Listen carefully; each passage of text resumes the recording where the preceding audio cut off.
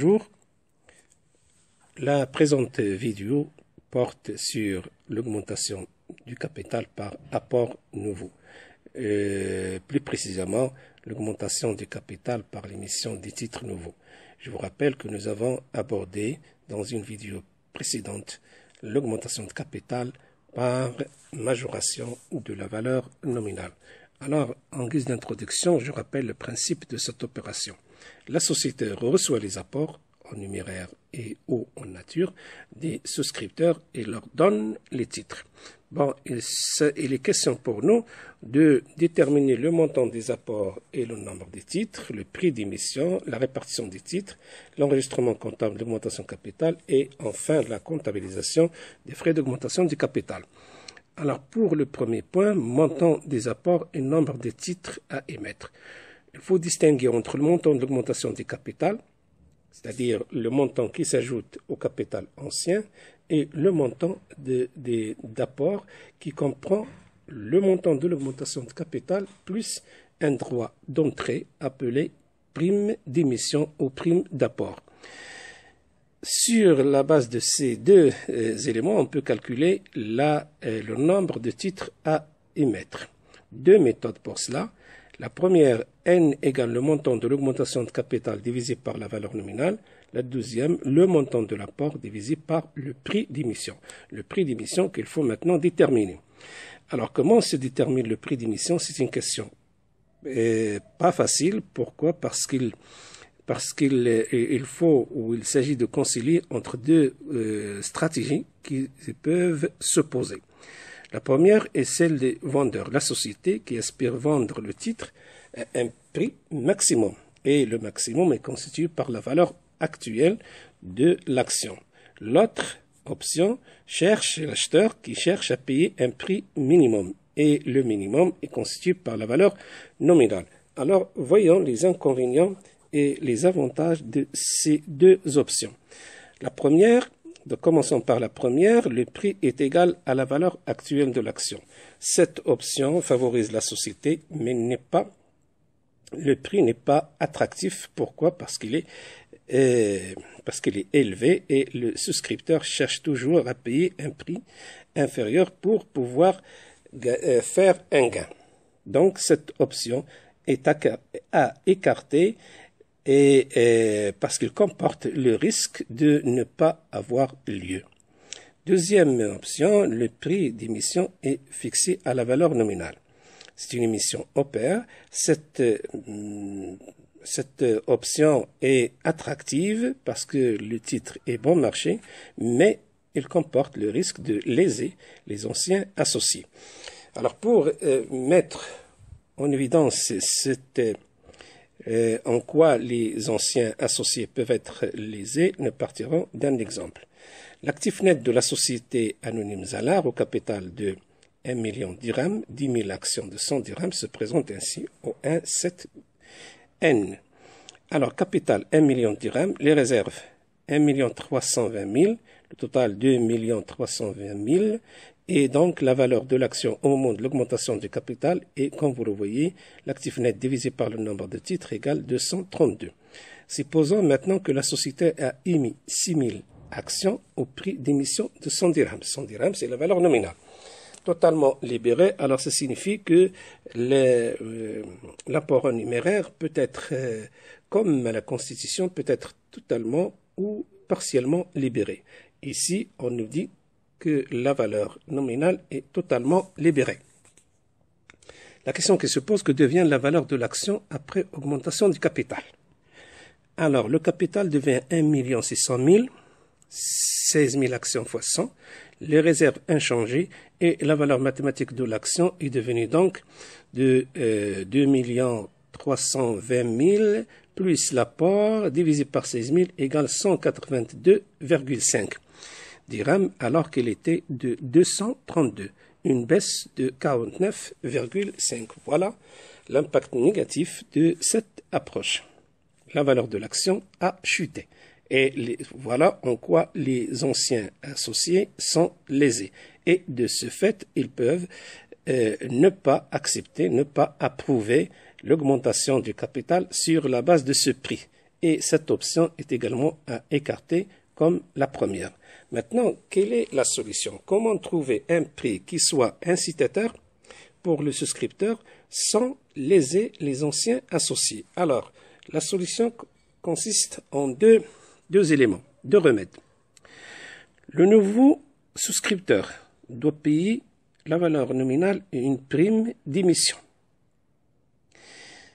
de telle sorte que le prix d'émission soit compris entre la valeur nominale et la valeur actuelle de l'action. Deuxième solution proposée, c'est l'ancien associé doit avoir un droit de souscription pour compenser la perte de valeur des titres. C'est un droit de souscription, un DS et pas un DPS. Pour le moment, c'est un droit de souscription pour compenser la perte de valeur des titres. Alors, voyons chacune de ces deux solutions. L'émission des titres a une prime d'émission, c'est-à-dire que le titre doit être émis avec une prime d'émission, c'est-à-dire un droit d'entrée versé par le nouveau souscripteur en plus de la valeur nominale C, pour avoir un droit sur les réserves. Voilà la prime d'émission. Voilà l'émission avec une prime d'émission. Le titre est émis à une valeur qui est égale à la valeur nominale plus la prime d'émission. Et donc la prime d'émission est égale au prix d'émission moins la valeur nominale. Je vous rappelle que la prime d'émission pour l'obligation se calcule d'une manière inverse. C'est la valeur nominale moins le prix d'émission. Le prix d'émission est inférieur à la valeur nominale pour inciter les acheteurs des obligations. Bien, ça c'est la prime d'émission, donc la prime d'émission d'une action, d'un titre. Et la prime d'émission totale est égale à la prime d'émission unitaire multipliée par le nombre de titres. Et elle est versée en totalité à l'associé à la société à la date de l'augmentation du capital, alors que la valeur nominale peut être libérée par partie comme nous venons de le préciser. Cela signifie que la prime d'émission doit être intégralement libérée et versée à la société à la date de l'augmentation du capital, même si la valeur nominale est libérée par partie. Voyons maintenant deuxième solution, l'émission avec droit de souscription. Droit de souscription. Alors le droit de souscription, rappelons-le, vise à compenser la perte de valeur par titre qui est due à l'augmentation du capital. Alors, le souscripteur, l'ancien associé a deux choix avec ce droit de souscription. Il peut souscrire au nouveau titre, c'est-à-dire utiliser et user de son droit de souscription pour souscrire à de nouveaux titres, avec bien sûr paiement des prix d'émission, ou bien monnayer, transformer en monnaie ou tout simplement vendre son droit pour rattraper la perte de valeur par titre. Bien, la valeur théorique du droit de souscription est égale à la différence entre valeur du titre avant et sa valeur après augmentation du capital, tout comme la valeur théorique du droit d'attribution. Bon, donc la formule droit de souscription égale V moins V prime, c'est-à-dire valeur avant moins valeur après, ce qui donne la formule définitive en rouge. Droit de souscription égale N prime, et N prime c'est le nombre de titres nouveaux multiplié par V, valeur avant, moins E. E c'est le prix d'émission, et divisé par le total des titres, N plus N prime. Ça c'est la valeur théorique. Mais le droit de souscription peut être vendu à un prix négocié qui est souvent différent de la valeur théorique. Notez aussi qu'à chaque titre ancien est associé un droit de souscription. Il y a autant de droits de souscription que de titres anciens, tout comme les droits d'attribution. Et pour notre société Zalard, il a 10 000 actions, donc il y a 10 000 droits de souscription. Maintenant, voyons À quel niveau peut-on fixer le droit de souscription et la prime d'émission? Autrement dit, le rapport entre les deux. Il s'agit pour nous de mettre en équation le rapport entre le droit de souscription et la prime d'émission. Soit X, la prime d'émission, et Y, le droit de souscription. La formule pour le calcul du droit de souscription d'après les données de la société Zalar avec prix d'émission égale 100 plus X.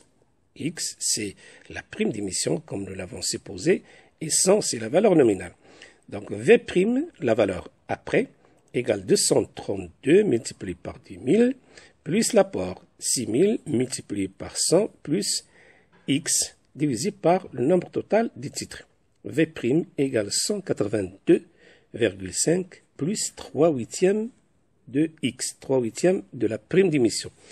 Voilà la valeur de l'action après augmentation du capital dans la société Zalar. Le développement de cette égalité, de ce système, nous donne la formule en rouge, Y égale 49,5 moins 3/8 de X. On peut obtenir la même formule en comparant ce que donne le souscripteur et ce qu'il reçoit. Alors, selon le rapport de souscription, le rapport de souscription s'obtient en divisant le nombre de titres nouveaux par le nombre de titres anciens, ce qui donne 6 000 sur 10 000 ou bien 3 sur 5. 3 sur 5.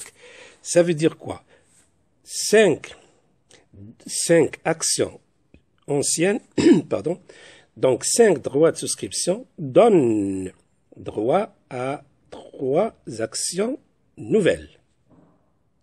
Le souscripteur, pour ce cas-là, le souscripteur doit payer 3 fois le prix d'émission, parce qu'il y a 3 actions, et avoir 5 droits de souscription pour souscrire à 3 nouvelles actions, de combien? De 182,5 plus 3 sur 8x chacune. D'où l'égalité 3 fois 100 plus x, c'est le prix d'émission parce qu'il y a 3 actions, plus 5 droits de souscription, puisqu'on nous dit 5 droits de souscription vous permettent de souscrire à 3 actions nouvelles, et en payant le prix d'émission, bien sûr, égal à 3 fois à 3 actions de valeur 182,5 plus 3/8 de x. On divise par 3, ça donne l'égalité, et puis enfin, nous retrouvons la formule y égale 49,5 moins 3/8 de x. Vérification. Si x égale à 0, si x égale à 0, ça veut dire la prime d'émission égale à 0, ce qui veut dire implicitement le prix d'émission égale la valeur nominale. Donc, le droit de souscription est à son maximum, 49,5. Si la prime d'émission est égale à 132, ce qui signifie implicitement le prix d'émission égale 232. 100 plus 132. Et donc, à ce moment-là, le droit de souscription est nul. Une valeur intermédiaire entre le minimum et le maximum, si la prime d'émission est de 40, Y égale à 34,5. La valeur des droits de souscription varie dans un sens inverse de celle de la prime d'émission et partant du prix d'émission, parce que le prix d'émission comporte la valeur nominale qui est constante et la prime d'émission. Bon, pour mettre en évidence cette relation, nous procédons à l'illustration graphique suivante. Vous avez l'axe des Y, des ordonnées Y, c'est les droits de souscription. Et l'axe des X, c'est la prime d'émission.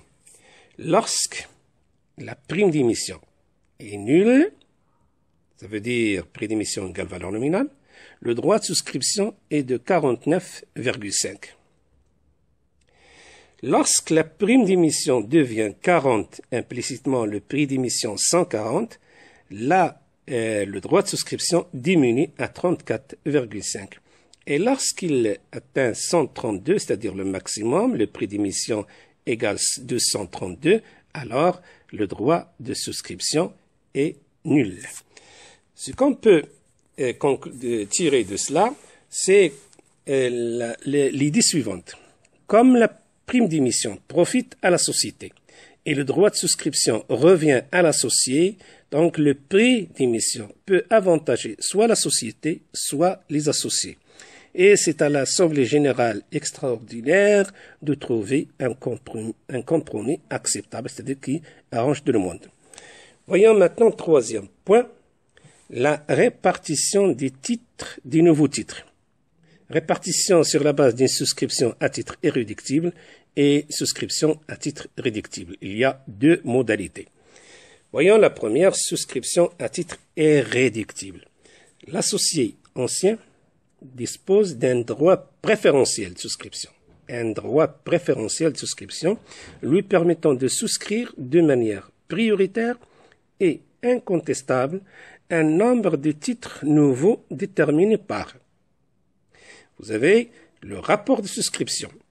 Titre nouveau sur titre ancien multiplié par le nombre de titres détenus. En termes simples, la souscription à titre irréductible signifie que l'associé ancien peut souscrire à un nombre de titres nouveaux proportionnellement à sa part dans le capital. Proportionnellement à sa part dans le capital. S'il a 5% du capital, il peut souscrire à 5% des titres nouveaux. S'il a 30, il peut souscrire à 30. Mais attention, d'une manière irréductible. Personne ne peut lui réduire ce droit. Il peut le faire de manière prioritaire et incontestable.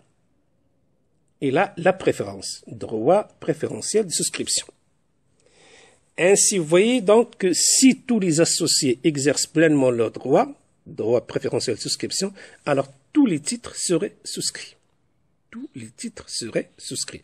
L'opération est donc close et pas de souscription à titre réductible, parce qu'il n'y a plus rien à souscrire. Mais si un associé n'use pas de son droit préférentiel de souscription, il a la possibilité de ne pas, si vous voulez, de ne pas utiliser ses droits préférentiels de souscription pour souscrire à des titres nouveaux. S'il n'y voit pas l'intérêt, il peut ne pas le faire. Et donc, voilà la deuxième, si vous voulez, idée. Si un associé n'use pas de son droit préférentiel de souscription, les titres non souscrits doivent l'être dans le cadre de la souscription à titre réductible. Autrement dit, la souscription à titre réductible ne peut avoir lieu que si la souscription à titre irréductible est imparfaite. Alors, voyons maintenant la souscription à titre réductible. Elle est effectuée par les associés anciens pour les titres qui restent, si certains n'exercent pas leurs droits. C'est ce que nous venons d'expliquer. Les titres en question, c'est-à-dire ceux qui ne sont pas souscrits au niveau de la souscription à titre irréductible, seront répartis proportionnellement à la part du demandeur dans le capital. Alors, il faut bien préciser le droit préférentiel de souscription par rapport au droit de souscription. Le droit préférentiel de souscription est un droit de souscription qui permet à son propriétaire original, c'est-à-dire celui qui le détient pour la première fois, avant de le vendre, si jamais il le vend. Donc, je répète, le droit préférentiel de souscription est un droit de souscription qui permet à son propriétaire original de souscrire des titres nouveaux à concurrence de sa part dans le capital de manière prioritaire et préférentielle. J'ai dit propriétaire original. Si il vend ses droits, alors ils ne sont pas des droits préférentiels de souscription. Nous allons expliquer ça tout de suite à l'aide d'un exemple. Reprenons l'exemple de la société Zalar et supposons que les 10 000 actions se répartissent entre les associés R, B, M, D et E, qui détiennent respectivement 45, pour R, soit 4500, 20% pour B, soit 2000, 15% pour M, soit 1500, et 10% pour D et 10% pour E. Ça fait total 10 000. Les 6000 actions sont émises au prix d'émission de 140. Nous avons supposé que le prix d'émission est égal à 140 et souscrite à titre irréductible. Le prix de vente du droit de souscription est de 45 dirhams et pour la souscription, on suppose deux situations, deux cas. Le premier cas, tous les actionnaires ont usé pleinement de leur droit préférentiel de souscription. Deuxième cas, R souscrit 2100, B 1600, M 1200, D 600 et E 600. Travail à faire, calculer le rapport de souscription, le droit préférentiel de souscription et la prime d'émission. Établir la répartition des actions nouvelles, premier cas, et établir la répartition des actions, deuxième cas. Donc, le rapport de souscription, nous l'avons expliqué, c'est 6 000 sur 10 000 égale 3 sur 5, c'est-à-dire il faut avoir 5 droits de souscription pour souscrire à 3 actions nouvelles. Le droit préférentiel de souscription égale 232 moins, c'est-à-dire la valeur avant moins la valeur après, égale à 34,5. Le prix d'émission est de 40. Alors, voyez un peu, on est presque dans l'équilibre, puisque ce qu'a perdu l'action ancienne est en quelque sorte apporté par le souscripteur. 35-40. C'est pas l'égalité, mais on est quasiment dans l'équilibre. Bien.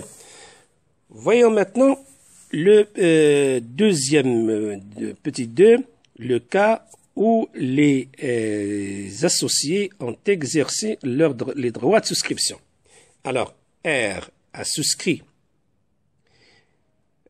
4500, le titre qu'il possédait, multiplié par le rapport de souscription, ça donne 2700. Idem pour B. 2000 fois 6000 sur 10 000, soit égal 1200. Il a souscrit 1200. Aussi, le C a souscrit, le calcul est le même, 900. Et D et E, 600 chacun, soit un total de 6000 actions. Les 5 actionnaires ont souscrit, ont exercé leur droit préférentiel de souscription et ils ont souscrit toutes les actions émises, à savoir 6000. C'est une souscription donc à titre irréductible et chaque actionnaire garde sa part dans le capital. Et on n'a pas besoin de la souscription à titre réductible. Voilà ce que nous avons dit tout à l'heure. Si la souscription à titre réductible est parfaite, la souscription à titre irréductible n'a pas de raison d'être. Et la souscription à titre irréductible, l'enjeu de cette répartition est de permettre à chaque actionnaire de garder sa part dans le capital. Et au-delà de la part dans le capital, il y a le pouvoir, il y a la place dans la société. Voyons maintenant le deuxième cas, la souscription à titre réductible. R a souscrit 2100 au lieu de 2700. Donc, il n'a pas utilisé pleinement son droit. B, donc 2700, donc 600 actions seront encore à souscrire. Et R a utilisé 2100 fois 5 sur 3, il a utilisé 3500 droits de préférentiel de souscription. Pour souscrire les 2700, il a utilisé 3500 droits préférentiels de souscription. Pourquoi 2100 fois 5 sur 3? C'est la règle de 3. 5 correspond à 3. X correspond à 2100. Et vous avez X égale 2100 multiplié par 5 sur 3, ça donne 3500 droits de souscription. Il lui reste donc 4500. Il a 4500 droits de souscription puisqu'il a 4500 actions. Moins de 3500, il lui reste 1000 droits préférentiels de souscription. Bien. B souscrit 1600 au lieu de 1200, soit 400 de plus. Alors, il a souscrit 1200 à titre irréductible et 400 à titre réductible. C'est-à-dire, il a souscrit plus que le nombre auquel il a droit suivant le pourcentage qui lui revient dans le capital. M, il a souscrit 1200 au lieu de 1500 multiplié par 3, 900. Donc, 300 de plus. Il a souscrit 900 à titre irréductible, 300 à titre réductible. Bien, D et E ont usé de leur droit préférentiel de souscription, ni plus ni moins.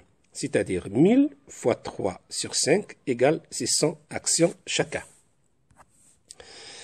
Au total, nous avons 6100 actions inscrites, dont 5400 à titre irréductible et 700, les 700 souscrites par B et M, 300 et 400, à titre réductible. Mais alors, pourquoi la société a émis 6000 actions et les associés, les actionnaires ont souscrit 6100? Bien, l'explication de ce phénomène est la suivante. Première raison, c'est que la souscription se fait à la banque. 2, la souscription se fait dans l'anonymat. Personne ne sait ce qu'a fait l'autre. Dans une société anonyme, le nombre d'actionnaires est très important. Ils ne se connaissent même pas entre eux. Et puis, troisième élément, celui qui souscrit des titres des actions à titre réductible, il estime ou il aspire pouvoir souscrire les titres qui ne seraient pas souscrits à titre irréductible. Donc, ce qui nous donne un nombre total d'actions souscrites plus supérieur au nombre de titres émis par la société. Et la régulation, si vous voulez, la réalisation et la validation de cette opération se fait au niveau de la souscription à titre réductible. Bien. Il reste donc une offre de 600 actions à répartir entre B et M. 300, 400 plus 300, c'est la demande. Donc, les 600 vont être répartis entre les deux actionnaires proportionnellement à leur part dans le capital. Donc, B aura 600 fois 2000 divisé par 2000 plus 1500. Ça donne, ça donne 343. M aura 600 multiplié par 1500 divisé par 3500, la somme des deux, égale 257. 257 et 343, ça donne bien 600 actions qui n'ont pas été souscrites par R.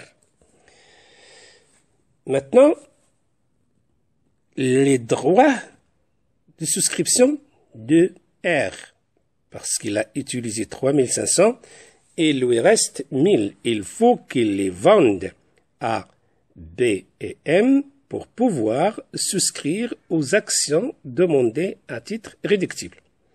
B et M doivent acheter à R les 1000 droits de souscription. B doit acheter à R 343 multiplié par 5 sur 3. C'est la règle de 3 dont j'ai parlé tout à l'heure. Égale 572, droits de souscription. Alors, pourquoi 5 sur 3 et pas 3 sur 5? C'est la règle de 3. 3 actions correspondent à 5 droits de souscription. 343 correspond à Z, ce qui fait que Z égale 572. Idem pour M. Alors, 572 et 428, ça fait bien 1000 droits de souscription.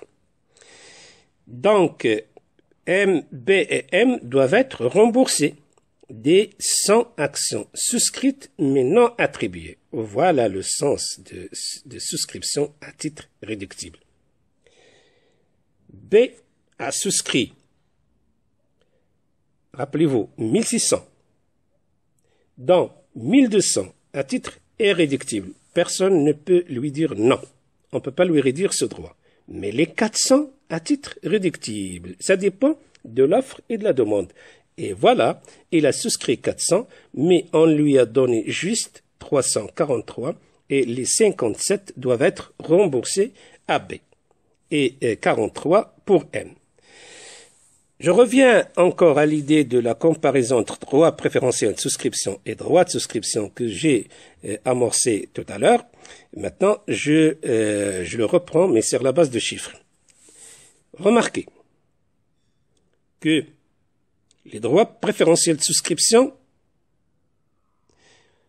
sont, j'ai dit tout à l'heure, ils permettent au propriétaire original de souscrire à titre irréductible. Ici, les 1000 droits de souscription appartiennent à R. C'est R ou bien REDA, c'est la même chose. Pour REDA, ce sont des droits préférentiels de souscription. Le propriétaire original. Mais lorsqu'il les vend, il les vend comme simple droit de souscription. Comme simple droit de souscription, pas comme droit préférentiel de souscription. Les droits achetés ne donnent aucune préférence. Les droits vendus par R ici ne donnent aucune préférence à B ou à M. Donc, même si B achète les 1000 droits de souscription, il ne peut pas les utiliser comme droit préférentiel, mais comme simple droit. Et souscrire 600. Il ne peut pas les utiliser comme droit préférentiel de souscription et souscrire 600 actions, mais comme simple droit de souscription pour partager avec M. Voilà la différence entre les droits préférentiels de souscription et droits de souscription. Voyons maintenant l'enregistrement comptable. Alors, reprenons l'application précédente. La société Zalard est passée l'écriture comptable chez Zalard, chez R et chez B. Pour la société Zalard, l'écriture a passé l'écriture de l'augmentation de capital. Il y a deux étapes de l'enregistrement et deux étapes et l'enregistrement du remboursement. Première étape, la constatation de la souscription à titre irréductible et réductible de 1100 actions parce que la banque a envoyé le bulletin de souscription à la société faisant état de la souscription de 6100. Et la banque enregistre, et la société enregistre cette opération dans la banque débitée du montant de 854 000 et le crédit de compte 4462 associé versement reçu sur augmentation du capital, le même montant. Mais remarquez que nous avons enregistré les versements perçus avant l'enregistrement de l'augmentation du capital proprement dite, car on n'est pas immédiatement certain du nombre de souscriptions, tant que l'on n'a pas procédé à la souscription à titre réductible, c'est-à-dire l'attribution définitive. Rappelez-vous, la Constitution, on commence par créditer le capital. Mais dans l'augmentation de capital, l'augmentation de capital par rapport au nouveau, le capital est crédité à la fin. Lorsqu'on est sûr, on connaît le nombre de titres souscrits. Donc, attribution définitive des actions et réalisation de l'augmentation du capital, là, on solde le compte 4462, on crédite le capital et la prime d'émission. Troisième étape, c'est le remboursement des titres versés en plus, souscrits à titre réductible et non attribués, c'est-à-dire les 100 actions. Donc, le capital est débité et le compte 4462 est débité et la banque est créditée. Maintenant, l'écriture chez R, c'est un actionnaire que j'ai appelé Reda, détient 4500 actions, donc 4500 droits de souscription, puis il a souscrit 2100 contre 3500 droits de souscription, et il lui reste 1000 droits préférentiels de souscription. Vendu à B et à M un prix négocié de 45 dirhams. L'écriture comptable doit donc constater la souscription de 2100 actions au prix unitaire de 140 et la vente des droits de souscription au prix unitaire de 45. Alors, la souscription de 2100 actions, on débite le titre de participation et on crédite le capital. Pardon, la banque. Pardon. La cession des droits de souscription, la banque est débitée la banque de Reda est débitée de 1000 et le prix d'émission est crédité. La banque est débitée de 1000 fois 45, ça fait 45 000 et le prix d'émission est crédité de le prix de cession des immobilisations est crédité du même montant. La valeur comptable des droits de souscription, puisque maintenant on doit, parce que c'est de l'immobilisation qui sort, on doit calculer sa valeur comptable ou sa valeur d'acquisition. Donc, on part de la règle de 3 comme nous avons fait pour les droits d'attribution. Alors, 100 correspond à 197,5, c'est-à-dire la valeur après augmentation du capital, plus 45, le prix de vente des droits de souscription. X, la valeur comptable des droits, correspond à 45. La méthode que nous adoptons ici est légèrement différente de la méthode que nous avons adoptée lors des calculs de valeur comptable des droits d'attribution. Et nous avons fait correspondre le prix d'acquisition des titres à la valeur avant augmentation du capital. Ici, non. Nous avons fait correspondre cette valeur à la valeur de l'action après augmentation du capital plus le prix de cession des droits de souscription. La différence vient du fait que dans le premier cas, que nous avons vu précédemment, le prix de vente du droit d'attribution et sa valeur théorique étaient le même, étaient égaux.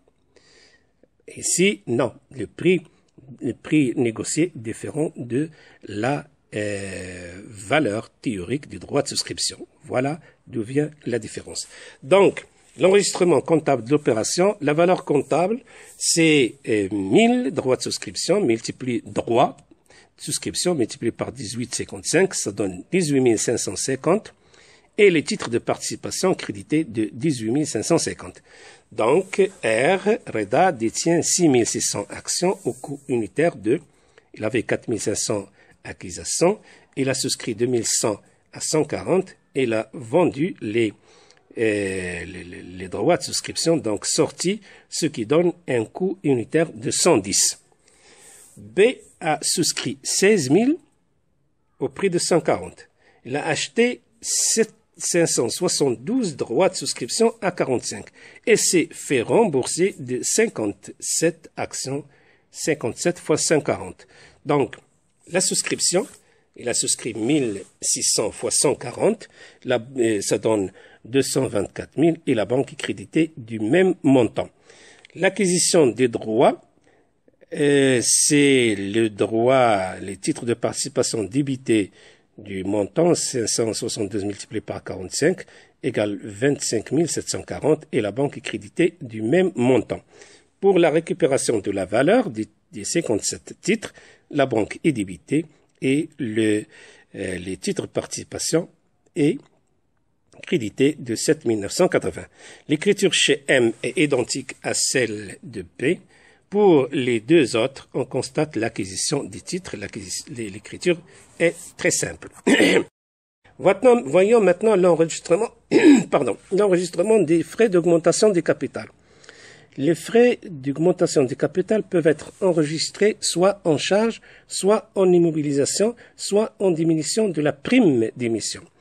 Alors, supposons que la société Zalar a payé 12 000 dirhams de frais au titre de l'augmentation du capital. Passez les écritures comptables nécessaires. Alors, au moment de l'engagement des charges, lorsque ces frais ont été payés, on débite le compte charge et on crédite la banque.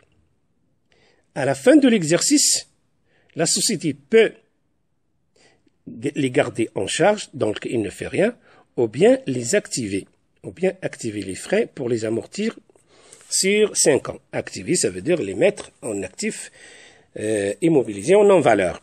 Alors, dans ce cas-là, il faut transférer les charges qui se trouvent dans les CPC vers le compte de classe 2, frais d'augmentation du capital, et doter l'amortissement de ces frais, parce qu'ils sont amortissables, 12 000 divisé par 5, ça fait 2400. Et au bilan, faites bien attention, au bilan de la société Zalar, nous aurons frais d'augmentation de capital, l'actif 12 000, et prime d'émission de 140 000, c'est-à-dire 6 000 fois 40 au passif. La déduction fiscale sera donc étalée sur 5 ans. Pourquoi 5 ans? Parce qu'il y a l'amortissement. Mais, il y a un petit problème. C'est que la société n'a pas retranché l'actif fictif. Les frais d'augmentation de capital, c'est un actif fictif. De l'actif net. Lors de calcul de la valeur de l'action après augmentation du capital, on devrait retrancher les frais d'augmentation de capital de l'actif net. Mais pourquoi on ne le fait pas? Généralement parce que ces frais ne sont pas toujours connus au moment où on fait ce calcul. Dans ce cas-là, si on avait tenu des comptes des frais d'augmentation du capital, si on l'avait déduit, on les avait retranchés de l'actif net, la valeur après augmentation serait V', 316 moins 12 000, moins les frais, l'actif fictif, divisé par 16 000, égale 196,75. Au lieu, ça c'est la valeur après, au lieu de 197,5. Donc le droit de souscription aurait été de 232 moins 196,75 égale 35,52 au lieu de 34,5. Et la prime d'émission aurait été de, d'après la formule que nous avons dégagée tout à l'heure,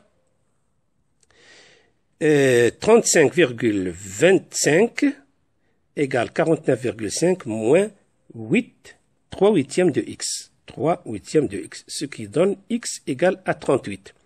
Et la prime d'émission totale serait de 38 fois 6 000 égale 228 000.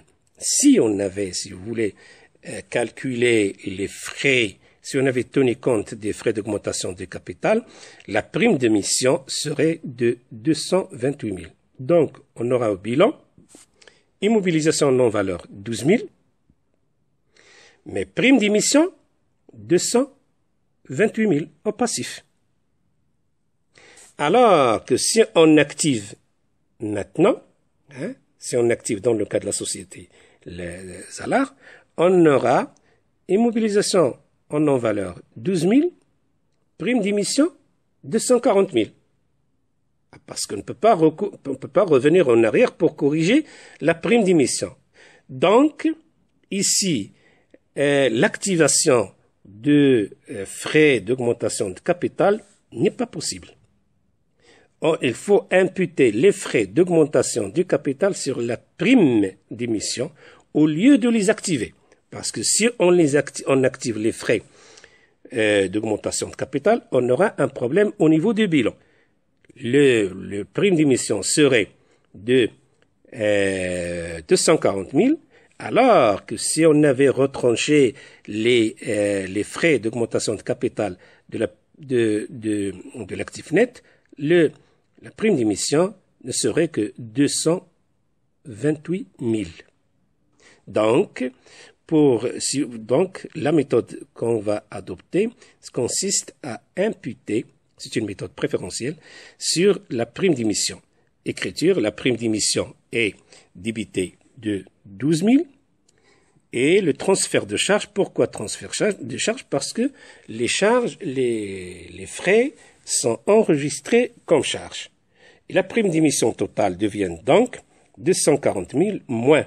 Alors, il était crédité de 240 000, débité de 12 000, ça fait 228 000.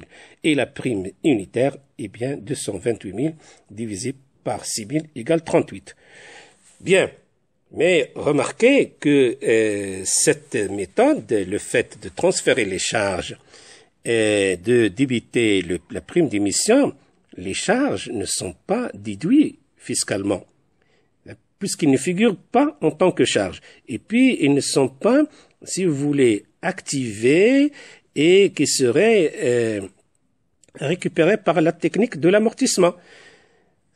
Donc, pour pouvoir déduire les charges relatives aux frais d'augmentation du capital, alors, qu'est-ce qu'on fait?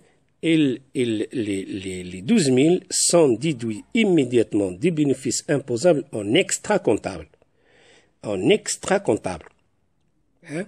Donc, finalement, l'écriture a passé chez Zalard au titre des frais d'augmentation de capital et soit la constatation des charges, hein, soit l'imputation sur la prime d'émission. La constatation des charges, ça veut dire de ne rien faire, puisque les charges ont été comptabilisées. À la fin de l'exercice, on ne fait rien.